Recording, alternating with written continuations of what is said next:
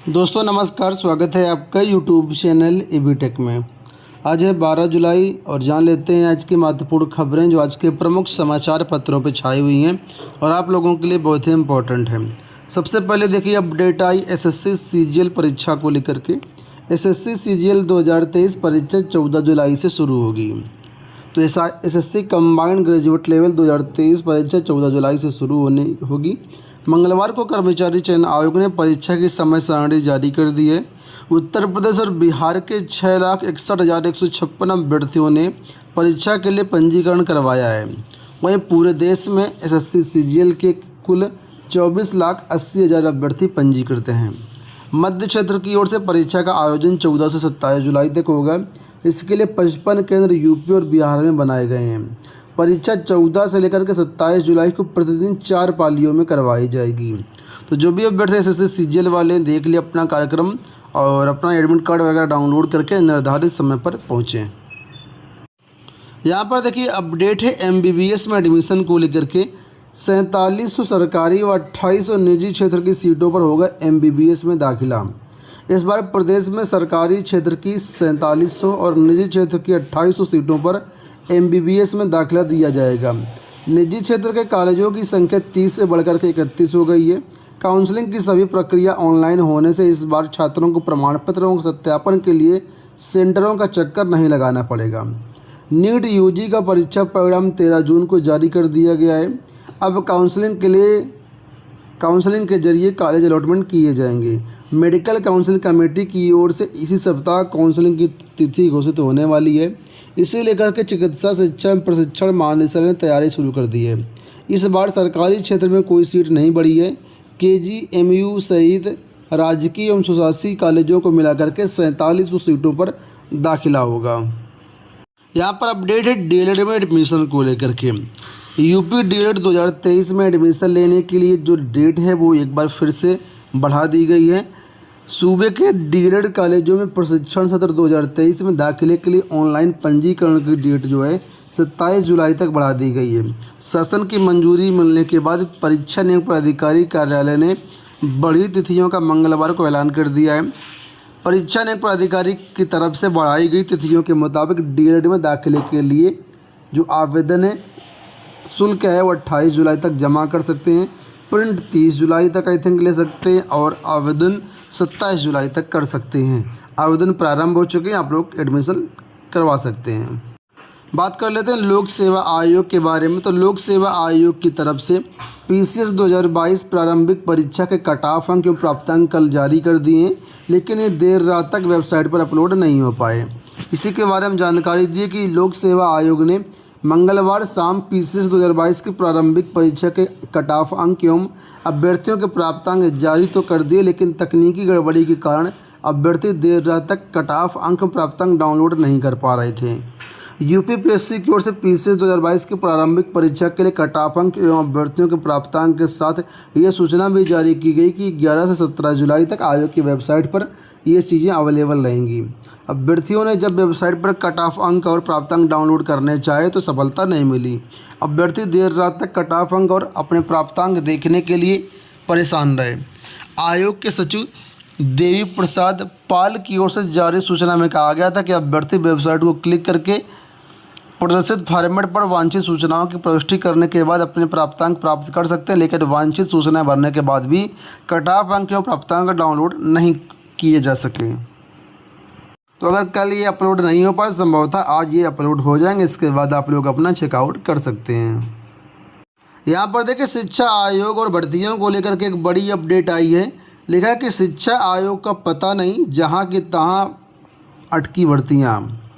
प्रदेश सरकार की मंगलवार कोई कैबिनेट की बैठक में आस लगाए लाखों अभ्यर्थियों को कोई राहत नहीं मिली।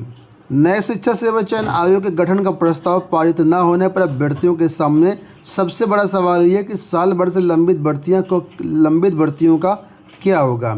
पिछले दिनों माध्यमिक शिक्षा मंत्री गुलाब देवी ने विधानसभा में एक प्रश्न के जवाब में कहा था कि प्रदेश के शासकीय सहायता प्राप्त माध्यमिक विद्यालयों में सहायता प्राप्त अध्यापक के 16,000 पद स्वीकृत है, जिनमें मतलब 71,000 पद स्वीकृत है, जिसमें 16,000 पद खाली हैं।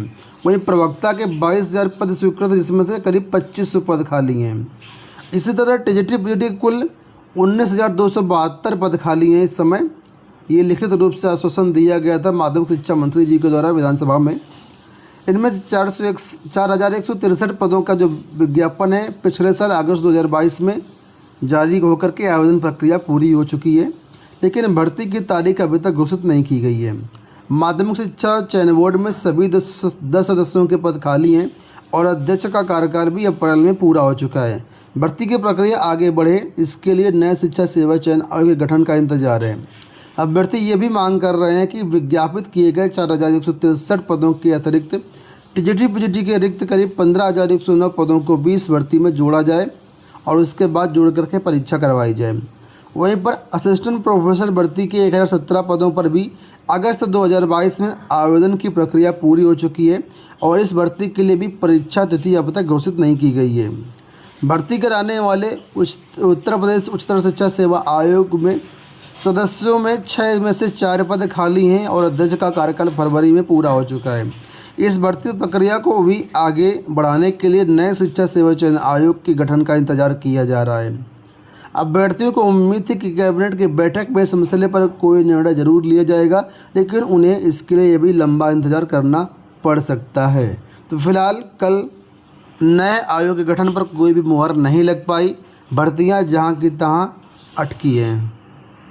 बात कर लेते हैं हम लोग टीजीटी पीजीटी वेटिंग काउंसलिंग को लेकर के। तो आप लोग जानते हैं 2016 के अभ्यर्थियों की काउंसलिंग चल रही है और यहाँ पर देखिए बताया गया कि 46 अभ्यर्थियों ने कराई काउंसलिंग, विद्यालय आवंटित। टीजीटी पीजीटी 2016 के अंतर्गत टीजीटी 2016 भर्ती परीक्षा की प्रतीक्षा सूची के चयनितों की शिक्षक पद पर नियुक्ति मिलने की प्रतीक्षा खत्म होने वाली है। मंगलवार को सामाजिक विज्ञान विषय की काउंसलिंग में 114 अभ्यर्थियों को शिक्षा निदेशालय प्रयागराज में बुलाया गया था, जिसमें मात्र 46 अभ्यर्थी उपस्थित हुए। इन अभ्यर्थियों के शैक्षिक अभिलेखों के परीक्षण और उनके वेतन का सत्यापन करने के साथ उन्हें कॉलेज आवंटित किया गया। इसमें 68 अभ्यर्थी अनुपस्थित रहे। टीजीटी 2016 भर्ती में उत्तर प्रदेश माध्यमिक शिक्षा सेवा चयन बोर्ड से भेजे गए चयनितों के पैनल से कार्यभार ग्रहण न करने वाले पदों का माध्यमिक शिक्षा विभाग ने जिला विद्या निरीक्षकों के माध्यम सत्यापन करवाया। उप शिक्षा निदेशक माध्यमिक 2 प्रमोद कुमार ने बताया कि काउंसलिंग प्रक्रिया के दूसरे दिन मंगलवार को ब्रेक सत्यापन के बाद 46 अभ्यर्थियों को कॉलेज आवंटित किया गया। इसके अलावा बुधवार को यानी आज संस्कृत, उर्दू, संगीत वादन, कृषि और शारीरिक शिक्षा विषय के अभ्यर्थियों की काउंसलिंग करवाई जाएगी। तो यहाँ पर तस्वीरें देख सकते हैं, 114 अभ्यर्थियों के सापेक्ष में यहाँ पर मात्र 46 अभ्यर्थी ही पहुँचे थे। यहाँ पर एक आंकड़ा और दिया गया है, दूसरा न्यूज़पेपर है, यहाँ पर कुछ दूसरी चीज़ें कही गई हैं। देखो यहाँ बताया गया है कि टीजीटी सामाजिक विज्ञान के 99 पदों पर दावेदार नहीं।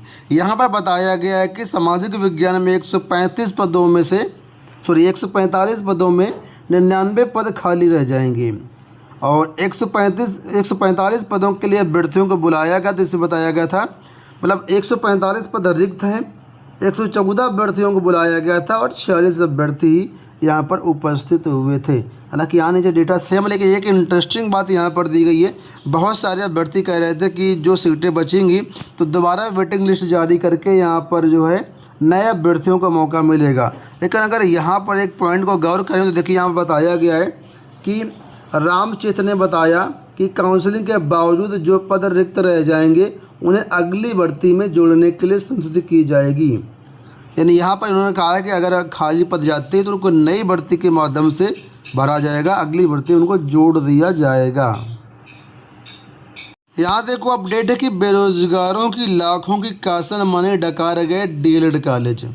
पीएनपी कार्यालय के सचिव ने राशि वापसी के लिए दिए दिशा निर्देश। तो डीएलएड या बीटीसी प्रशिक्षुओं की लाखों की कासन मनी निजी कॉलेज के प्रबंधक डकार गए हैं। इसकी शिकायत होने पर पीएनपी कार्यालय के सचिव अनिल भूषण चतुर्वेदी ने डाइट के प्राचार्यों को पत्र लिख करके प्रशिक्षुओं की कासन मनी वापस करने के निर्देश दिए हैं। प्रदेश में 2,974 निजी डीएलएड कॉलेज हैं और प्रत्येक छात्र से 3,000 रुपये लिए जाते हैं कासन मनी के रूप में। तो यहाँ पर आप लोग देख सकते हैं कितना पैसा ये कॉलेज डकार गए हैं और फिलहाल वापसी के लिए दिशा निर्देश दिए गए हैं।